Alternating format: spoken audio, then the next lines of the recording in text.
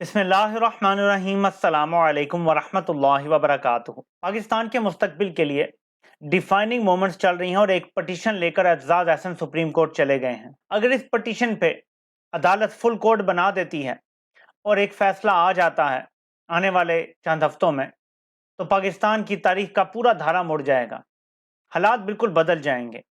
میں آپ کو اس کی تفصیل بتاتا ہوں، لیکن اس سے پہلے ذرا آپ دیکھیں کہ ان کے ارادے کیا ہیں، کیونکہ الیکشن کی طرف ماحول بنایا جانے لگا ہے۔ وہ کون بنا رہا ہے میں آپ کو بتاتا ہوں۔ سلیکٹڈ پرو میکس کا بیان آیا ہے، جس طرح میئر کراچی کا الیکشن جیتے ہیں اسی طرح پورے ملک میں الیکشن جیت کر دکھائیں گے۔ تو ناظرین، پلان بالکل واضح ہے کہ جس طرح کا شیم الیکشن کراچی میں میئر کے لیے ہوا تھا، جس میں لوگوں کو الیکٹڈ چیئرمین تھے ان کو اغوا کیا گیا، ڈرایا گیا، کچھ کو خرید لیا گیا ہوگا، لیکن پروسیس ہوتا ہے، پہلے ڈرایا جاتا ہے اور ساتھ کہا جاتا ہے کہ اگر تو ہمارا ساتھ دو گے تو پیسے ملیں گے، نہیں ساتھ دو گے تو گولی ملے گی یا گھر والوں کو اٹھا کے لے جائیں گے۔ تو اس طرح کی شرائط رکھی گئیں اور یہ پیپلز پارٹی کا پرانا طریقہ کار ہے۔ آپ کو یاد ہوگا ذوالفقار علی بھٹو نے بھی 70s میں بھی یہ کام کیے تھے، اپنے مخالفین کو غائب کروا لیا کرتے تھے۔ آپ کو پتا ہے انہوں نے تو اسپیشل ایک فورس بنائی تھی اپنے مخالفین کو ٹارگٹ کرنے کے لیے۔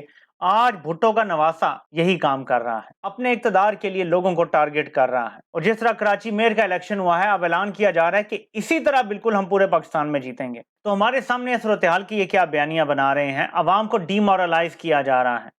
یاد رکھیں کہ چھوٹے الیکشنز میں یا تھوڑے ووٹ پڑیں یا یہ جو کونسلر وغیرہ کے الیکشن ہوتے ہیں، لوکل باڈیز جنہیں کہتے ہیں، چند سو یا چند ہزار ووٹوں کی بات ہوتی ہے، دھاندلی کرنا آسان ہوتا ہے۔ لیکن جہاں پہ ایم این ایز اور ایم پی ایز کی بات ہوتی ہے، جہاں 50,000 سے لے کر 1.5 لاکھ تک بھی ووٹ پڑتا ہے ایک صرف بندے کو، وہاں پہ دھاندلی کرنا اتنا آسان نہیں ہوتا۔ خالہ جی کا گھر نہیں ہوتا کہ اتنے ووٹ آپ ڈال لیں۔ ایک کانسٹیٹوئنسی میں اگر ٹرن آؤٹ آلریڈی 60% ہوگا اور وہاں پہ ووٹ کسی کو 1.5 لاکھ پڑا ہوگا، کسی کو 1 لاکھ پڑا ہوگا، وہاں کتنی میکسیمم دھاندلی کر سکتے ہیں؟ کیا ٹرن آؤٹ 80-90% بنا دیں گے؟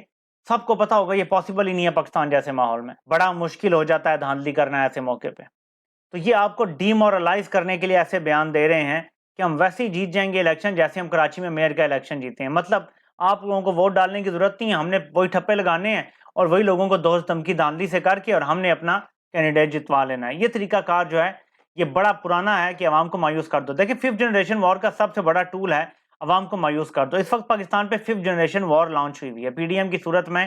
عوام کو مایوس کرنے کے لیے ایک ٹولہ ہم پہ مسلط ہے اور یہ ہمیں مایوس کر رہا ہے سب کو۔ تو یہ تو ہو گیا اس کا ایک ایسپیکٹ۔ جو الیکشن کی طرف بات ہو رہی ہے، اس پر بھی ایک بیان آیا ہے پیپلز پارٹی کی طرف سے، اسی کی طرف سے، کہ اتحادی الیکشن کی تیاری کریں، بلکہ تمام جماعتیں اب الیکشن کی تیاری کریں۔ آپ کو یاد ہے کہ کچھ دن پہلے زرداری کا بیان آیا تھا کہ الیکشن تب ہوں گے جب میں چاہوں گا۔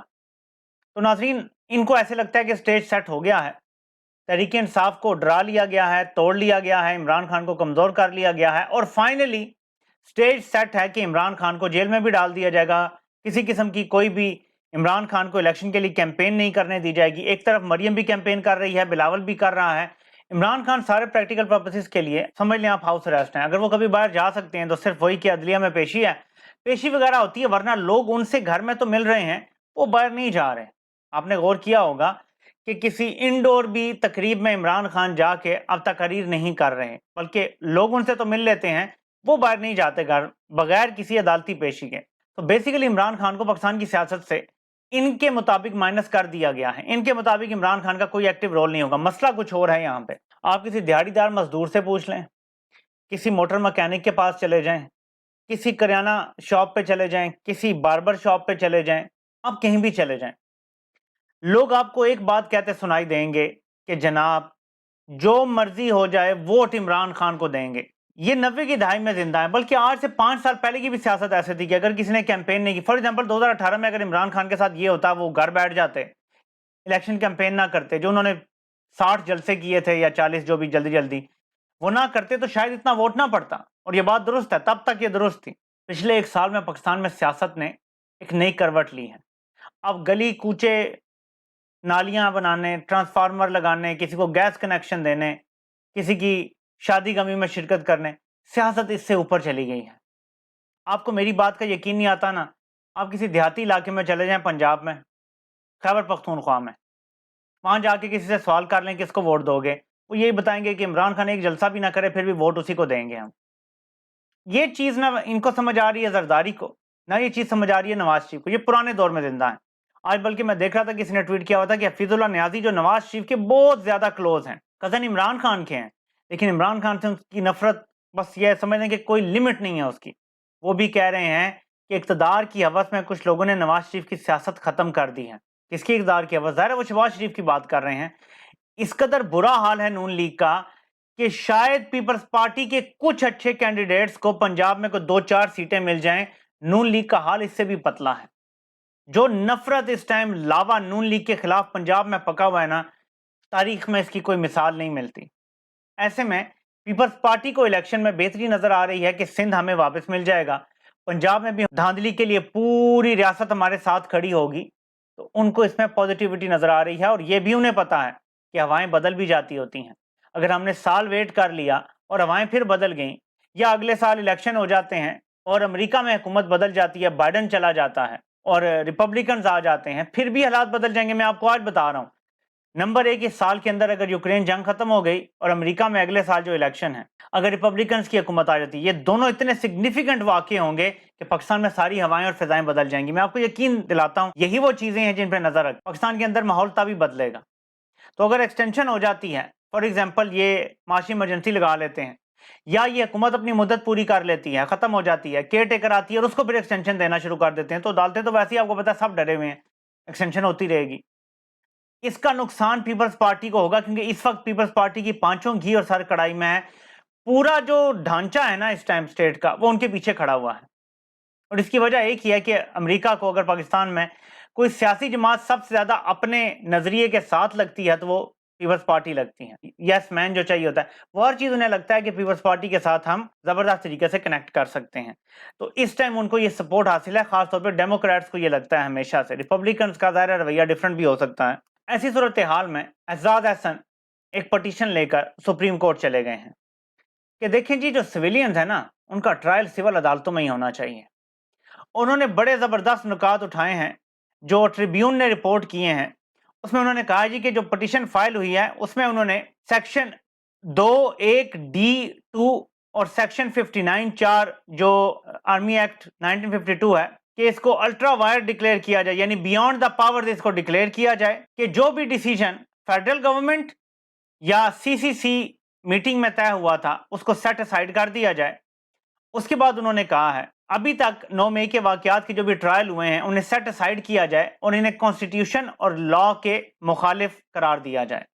اس کے بعد انہوں نے اس پٹیشن میں کہا ہے، آپ کو پتہ ہے کہ کئی لوگوں کو ججوں کے سامنے بھی پیش نہیں کیا جا رہا سارا، تو اس میں بھی کہا گیا ہے کہ یہ بھی آرڈر کیا جائے کہ جو لوگ ہیں اس معاملے میں انڈر اریسٹ ہیں ان کو کورٹس کے سامنے، عدالت کے سامنے پیش کیا جائے. اور اب تک جتنے بھی پاکستان کے مختلف اداروں نے لوگ پکڑے ہیں ان تمام لوگوں کو سویلین کے حوالے کیا جائے، سویلین اداروں کے حوالے کیا جائے اور سویلین کورٹس کے سامنے پیش کیا جائے. اور پھر کہا گیا جو بظاہر ایبسنس تھی پولیس کی 9 مئی کے واقعات میں، عدالت اپنی سپرویژن میں اس کی تحقیقات کروائے کہ یہ سب کیسے ہوا تھا. تو یہ ایک بڑی کمپریہنسو پٹیشن ہے جس میں کہا گیا ہے کہ جو لاز ہیں ان کو فالو کیا جائے اور سپریم کورٹ تمام لوگوں کی حوالگی سویلینز کے حوالے کرے، سویلین عدالتیں اس کو دیکھیں اور جس طرح کے قوانین ہیں بنے ہوئے ان کے مطابق ان کو ٹریٹ کیا جائے. آئین کی شکوں کی خلاف ورزی نہ کی جائے، جس میں فیئر ٹرائل، ہر سٹیزن جو ہے وہ برابر کا شہری ہے، اس کو برابر کے حقوق حاصل ہیں. اور اس طرح کی مختلف آئینی شکوں کا حوالہ دے کر کوشش کی گئی ہے کہ عدالتوں سے یہ فیصلہ آئے سپریم کورٹ سے کہ سب کا ٹرائل سول عدالتوں میں ہوگا. کسی کے لیے پارڈن نہیں مانگا جا رہا، یہ نہیں کہا جا رہا کہ معاف کر دو جنہوں نے ایسے غلط کام کیے ہیں. دیکھیں عمران خان یہ بات کھل کے کر چکے ہیں کہ میری پارٹی کا نظریہ نہیں ہے تشدد کرنے کا، کسی پہ توڑ پھوڑ کرنے کا، مارنے کا. یہ بات عمران خان بہت بار ریپیٹ کر چکے ہیں. وہ صرف یہ کہتے ہیں کہ جن لوگوں نے یہ کیا ہے ان کو سزا دیں، لیکن سزا مکمل انویسٹیگیشن کے بعد دیں تاکہ ایک بھی بے گناہ بندے کو سزا نہ ہو. کیا کوئی اپنے ضمیر پہ یہ بوجھ رکھنا چاہتا ہے کہ جہاں ہو سکتا ہے 5 گناہگاروں کو سزا ہو لیکن 5 بے گناہوں کو بھی ہو جائے؟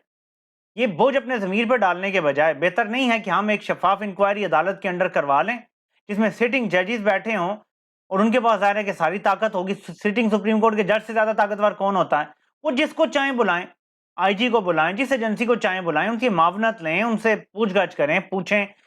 اس میں وہ جس ایجنسی کو چاہتے ہیں اس کی رپورٹ لیں کہ گراؤنڈ پہ کیا ہوا تھا، CCTV فوٹیجز منگوا کے دیکھیں ہر جگہ کی، ہر شہر کی इसमें उन्होंने कहा कि चारों सूबों के आईजीज को भी शामिल तफ्तीश किया जाए, बिल्कुल किया जाना चाहिए। तो देखते हैं, ये अब दूसरी पिटीशन है। एक पिटीशन इससे पहले इमरान खान के बिहाफ पे भी हो चुकी है, एक पिटीशन अब एजाज अहसन ने दायर कर दी है। इसको सलमान अकरम राजा साहब, लतीफ खोसा साहब लड़ेंगे। सलमान अकरम राजा मेरी राय में पाकिस्तान के लायक तरीन वकीलों में से एक हैं, ये मेरी जाती राय है। तो मुझे बड़ी उम्मीद है कि अगर ये केस लगा और ये फुल कोर्ट बेंच बना दिया बंदयाल साहब ने, तो यकीन करें कि मुझे लगता है इसमें से पॉजिटिविटी निकल के आएगी और हालात मुल्क के बेहतर होना शुरू हो जाएंगे। शायद सबके लिए फेस सेविंग यही है।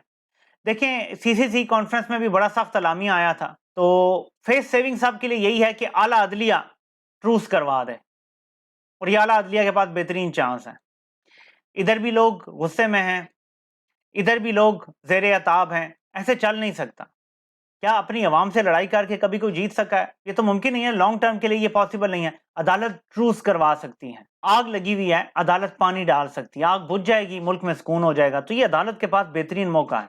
15 जजेस बैठ जाएं, अब तो मुसर्रत हिलाली साहिबा भी आ सकती हैं, एक और जज का इजाफा हो जाएगा, फुल कोर्ट बैठ जाए जितने भी जजेस हैं, और एक तारीखी फैसला दे दें कि सिविलियन का ट्रायल जो मर्जी हो जाए सिविल अदालतों में होगा। बेशक दहशतगर्दी की दफात हो, बेशक म्यूटनी की हो, गद्दारी, जो भी दफात होंगी, केस चलेगा सिविल अदालत में, प्रूव होगा बियॉन्ड एनी डाउट, तब हो जाए किसी को सजा, तो किसी को एतराज नहीं होगा।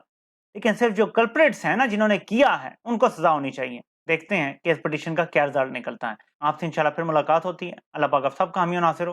आप सबके सुनने का बहुत बहुत शुक्रिया।